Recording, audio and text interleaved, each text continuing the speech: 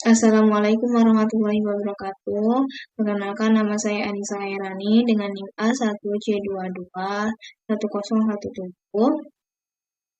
dari Prodi Pendidikan Matematika kelas R001. Di sini saya membuat video UTS Agama 2 saya dengan dosen buku Bapak Sopri, SPDI, MPD. Baiklah, inilah video UTS saya. Pertanyaan pertama yaitu sebutkan rukun iman, Islam, dan ihsan. Rukun iman ada 6, yaitu iman kepada Baik. Pertanyaan pertama yaitu sebutkan rukun iman, Islam, dan ihsan. Rukun iman ada 6, yaitu iman kepada Allah, yang kedua iman kepada malaikat-malaikat Allah, yang ketiga iman kepada kitab-kitab Allah, yang keempat iman kepada rasul-rasul Allah, yang kelima iman kepada hari akhir atau hari kiamat, yang keenam iman kepada qadar dan qadar. Selanjutnya rukun Islam. Rukun Islam ada 5, yaitu pertama mengucapkan 2 kalimat syahadat, yang kedua mendirikan sholat, yang ketiga berpuasa di bulan Ramadan, yang keempat membayar zakat, dan yang kelima naik haji bagi yang Rukun ihsan mencakup ibadah kepada Allah yang dilaksanakan seolah-olah Allah melihat kita. Meskipun kita tidak melihat Allah, namun sesungguhnya Allah Maha melihat dan mengetahui perbuatan kita. Rukun ihsan mencakup 3 hal, yaitu tawakal, dan ikhlas.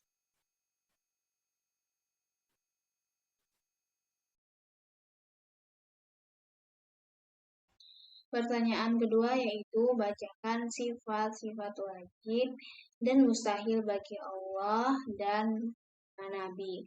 Yang pertama, sifat wajib bagi Allah ada 20, yaitu wujud, idam, mukhalafatuhu lil hawadisi, qiyamuhu binafsihi, wadaniyat, kudrat, iradat, ilmu, hayat, sama, basar, kalam, qadiron, muridan, haliman, hayyan, sami'an, basyiran, mutakaliman.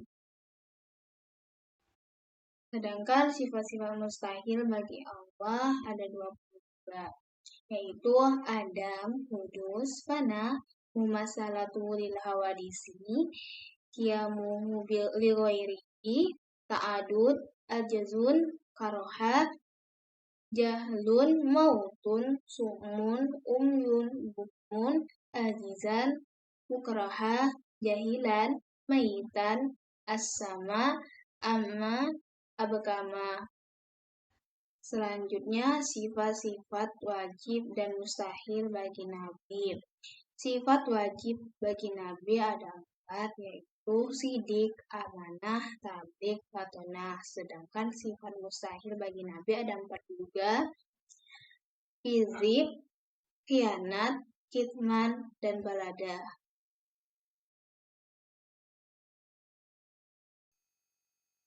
Yang ketiga yaitu bacakan bacaan sholat mayit sampai akhir. Di sini saya akan membacakan sholat mayit perempuan.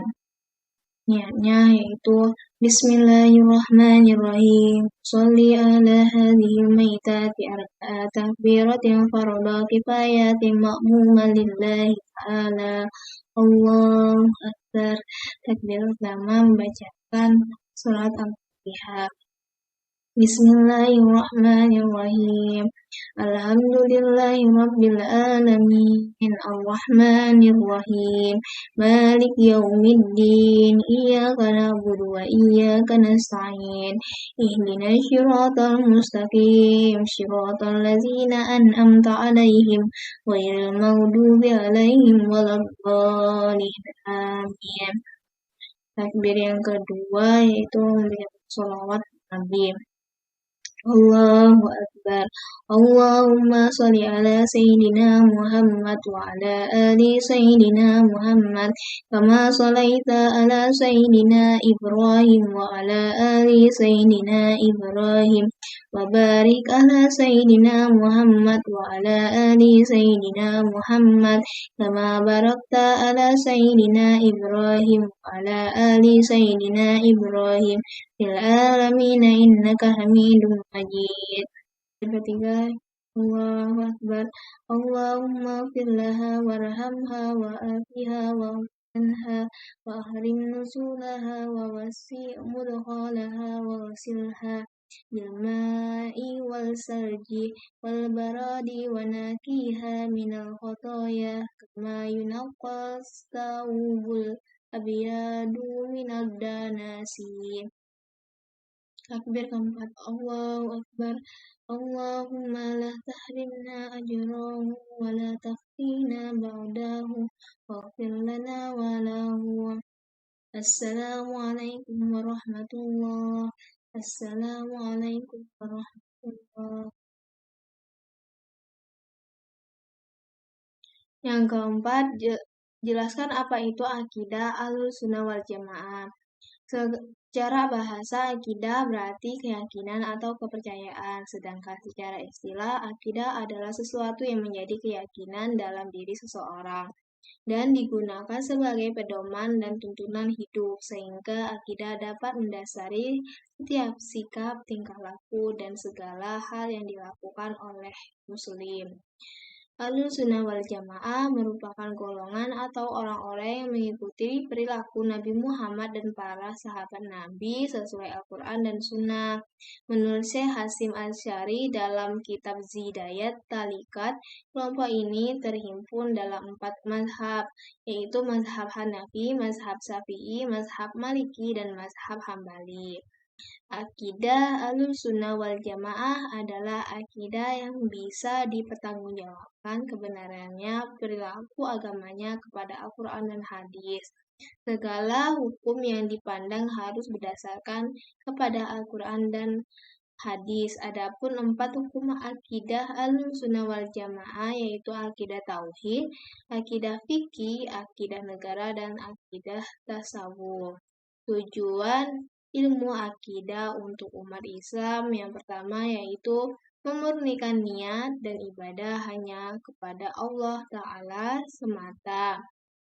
Yang kedua, memerdekakan akal dan pikiran karena kita seorang yang tidak memiliki akidah, ia akan menyangkut kepada Tuhan. Yang ketiga yaitu menenangkan jiwa pikiran. Tujuan ilmu akidah untuk umat Islam. Yang pertama, memurnikan niat dan ibadah hanya kepada Allah Subhanahu wa taala semata. Yang kedua, memerdekakan akal dan pikiran karena ketika seseorang tidak memiliki akidah, ia akan menyekutukan Allah. Yang ketiga, menenangkan jiwa dan pikiran. Yang keempat, memiliki ketangguhan dalam menghadapi setiap masalah.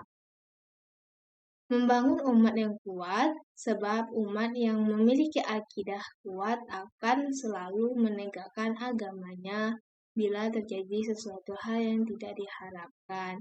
Ada beberapa prinsip akidah Ahlussunnah wal Jamaah, yaitu prinsip pertama yaitu iman dan rukun. Yang kedua, prinsip pengertian iman menurut Ahlussunnah wal Jamaah yaitu membenarkan dengan hati, diucapkan dengan lisan, direalisasikan dengan anggota badan, bertambah dengan ketaatan, dan berkurang dengan keimanan. Yang ketiga, akidah Ahlussunnah wal Jamaah tentang sahabat, Ahlul Bait, dan Khalifah. Termasuk prinsip Ahlussunnah wal Jamaah yang itu mencintai para sahabat, menjaga kesucian hatinya terhadap mereka.